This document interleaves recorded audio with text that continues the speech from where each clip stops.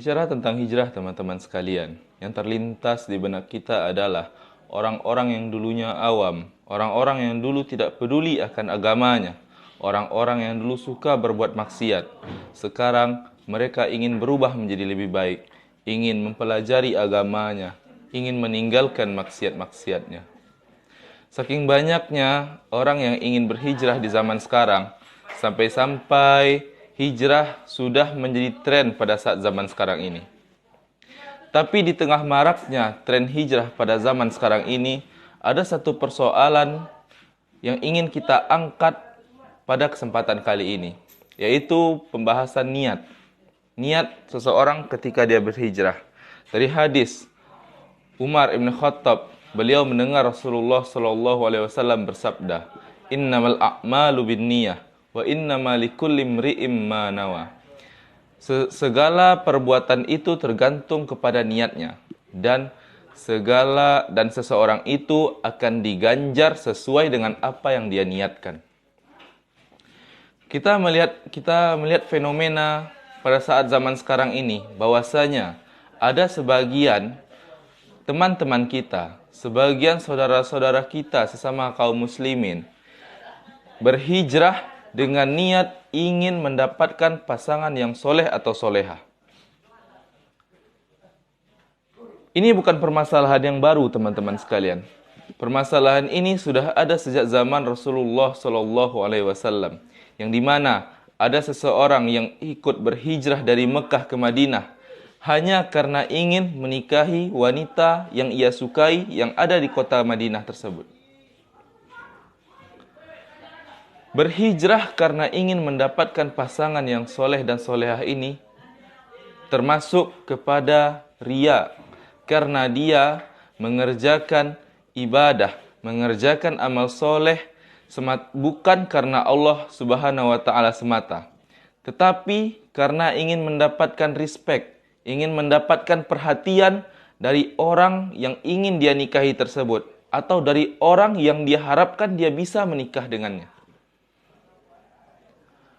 Rasulullah SAW bersabda, "Sesungguhnya yang aku takutkan dari umatku ini adalah syirik kecil, dan syirik kecil itu adalah riya.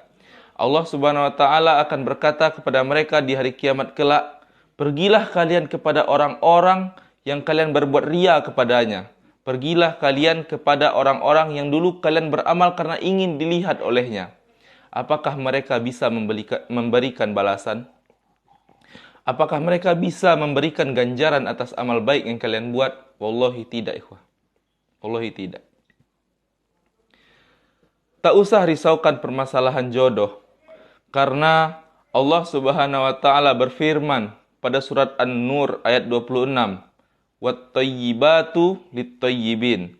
Sesungguhnya wanita-wanita yang baik akan dijodohkan akan dipertemukan dengan laki-laki yang baik pula. Semoga dengan ikhlasnya niat kita berhijrah hanya untuk Allah Subhanahu wa Ta'ala, Allah pertemukan kita dengan seseorang yang juga niatnya ikhlas berhijrah karena Allah Subhanahu wa Ta'ala semata.